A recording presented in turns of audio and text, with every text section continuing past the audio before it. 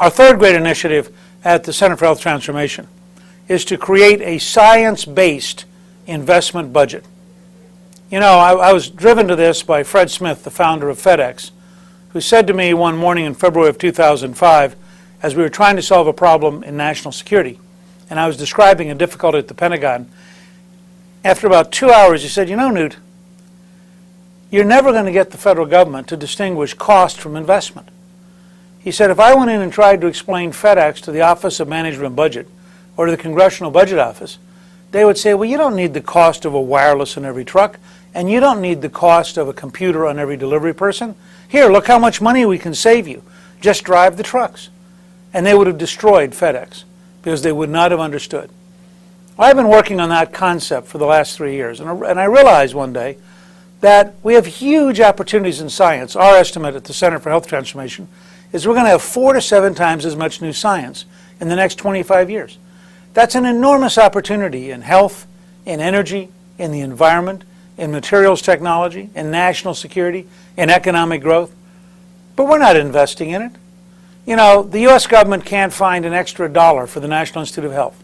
The U.S. government can't find an extra dollar for the National Science Foundation. The U.S. government can't find any money for medical education or for science education or for engineering education. Now, if they need $152 billion to throw away in a phony stimulus package of $600 checks that accomplish nothing, oh, that's not bad.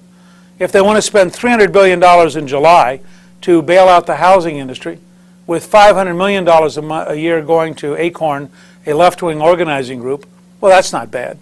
If they need $700 billion to bail out Wall Street, that's not bad. But they can't find the money for scientific research. They can't find the money for new investments in a better future. When you think about it, in 2008 alone, the Congress may well have authorized $1.2 trillion in bailouts and stimulus. Well, what we're proposing at the Center for Health Transformation is let's stimulate science and bail out research. So let's have the scientific community tell us the optimum number of investments we could make to maximize the development of new ideas, new knowledge, new capabilities.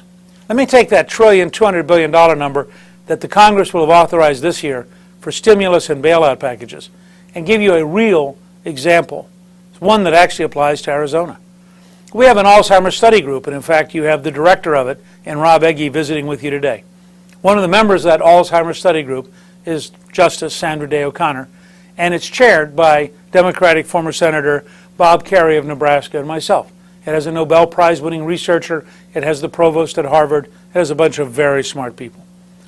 It turns out that Alzheimer's, as the baby boomers age, will be an enormous challenge. As all of you know, it can be a very painful disease for a family. My sister-in-law has Alzheimer's, and her mother has Alzheimer's. We watched her cope with her mother's disease. In addition, it's very expensive because it lasts a long time and people gradually decline. The estimate today is that Alzheimer's for the baby boom generation will cost the federal government $1.2 trillion, about the same amount Congress is throwing away this year on stimulus and bailouts. Yet we can't get the money for research. Now, it also turns out that if we could postpone Alzheimer's by 5 years, not stop it, but postpone it, so that the onset would occur 5 years later, it would save an immense amount of human pain, and it would cost about $600 billion. So we'd actually save $600 billion just by postponing the onset of Alzheimer's. The question I would pose for you to think about is, what is it worth investing this year in new scientific research in order to not have to pay that $600 billion? What is it worth this year in new scientific research to save the human agony that describes?